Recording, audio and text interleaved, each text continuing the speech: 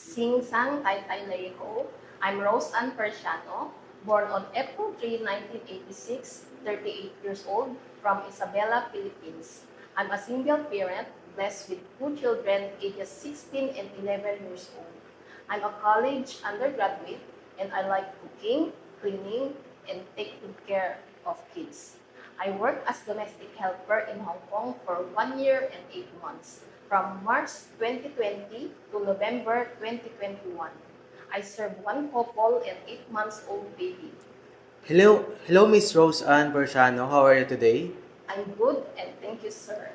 May we know your main duties from your previous employer? My main duties is taking care of the whole family, providing the service that they need, especially when it comes to their children. Can you tell us about your daily activities from the morning that you wake up until the night you went to your bed? My daily activities and duties are cleaning the house, cooking their food for the full day, washing clothes and dishes, and taking care of them.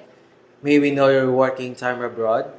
I work for 12 hours a day, starting 8 in the morning until 8 in the evening. Why do you choose to work in Hong Kong? I choose Hong Kong because Hong Kong is one of the best country to work to when it comes in domestic helper. Can you cook some Chinese food? Can you give us example dish on how to cook it?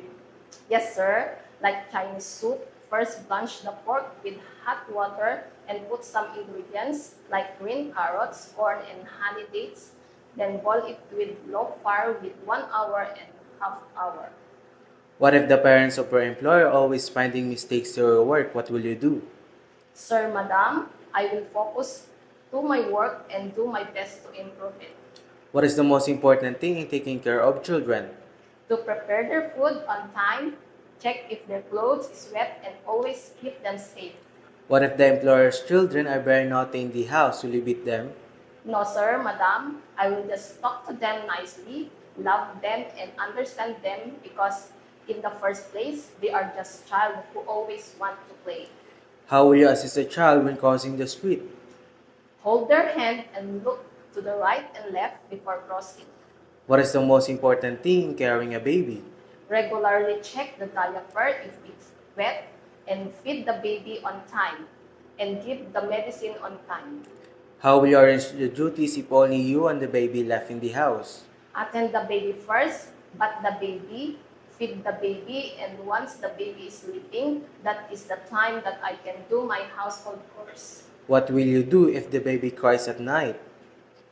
I need to check if the diaper is wet, check if the baby is hungry or have fever. What are the advantages of your future employer if they will hire you? I have good experience and assure you that I will always do my job well. Okay, do you have any last message to your future employer? To my future employer, please choose me as your housemaid because I badly need this job.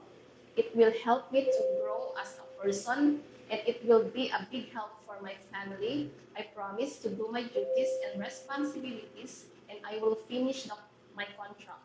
Before we end, can you share your best smile?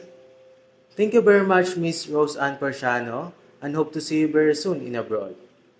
Ma'am, sir, thank you and I'm looking forward to work with you as soon as possible.